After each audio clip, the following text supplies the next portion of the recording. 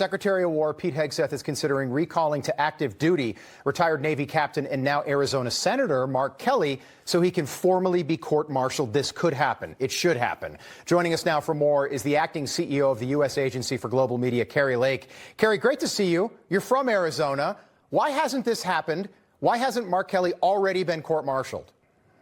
Well, I hope that what we're hearing from the Secretary of War, Pete Hegseth, is true, that they are investigating this and that these considerations are being taken. I'm appalled for the people of Arizona that we have somebody who acts in such a seditious way, who's representing us here in Washington, D.C. But I'm not surprised. I mean, after all, remember, Rob, this is a guy, Mark Kelly, who went into outer space. I think he left his brain there, but he's been whining and dining off of that accolade for his entire adult life. And then he used it to run for office. And when he got into office, he sold us out to the CCP. You might remember that spy balloon Chinese company, the CCP company that he invested in. And then you might remember the video of him riding his little motorcycle across the stage in China, waving on that motorcycle the Chinese flag. He sold us out a long time ago in Arizona. So I'm not surprised by this new video, this seditious video, for him calling for our military to disobey the commands of the commander-in-chief, President Donald J. Trump. And it just seems that we see some action on this. I do too. Mark Kelly tweeted this out.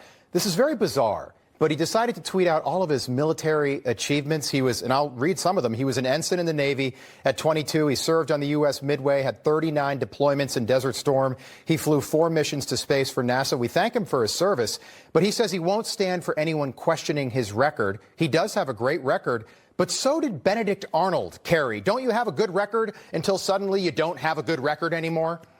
Yeah, when you call for, when you behave in a way that's seditious, your record immediately is tarnished. And his record, in my opinion, has been tarnished for some time. It's just that the American people maybe haven't known who he was or known much about it. But as I said, he's been cozy with the CCP, and we've seen some of his actions in the past. This doesn't surprise me. I hope to see some action on this, because if we don't see action on the Seditious Six, we're going to see more of that kind of behavior, and it could devolve into something truly dangerous for our great United States of America. I wanted to, so this is Medal of Honor recipient Dakota Meyer tweeted that sitting elected officials are now telling U.S. troops they can refuse illegal orders. No illegal order exists. Everyone knows that. This is a Trojan horse, a way to plant doubt in the chain of command and inject anarchy into the military. If even one service member listens, their life collapses, not the politicians. This isn't leadership, it's deliberate sabotage. Right. What do you think their end game was in putting out a video like that?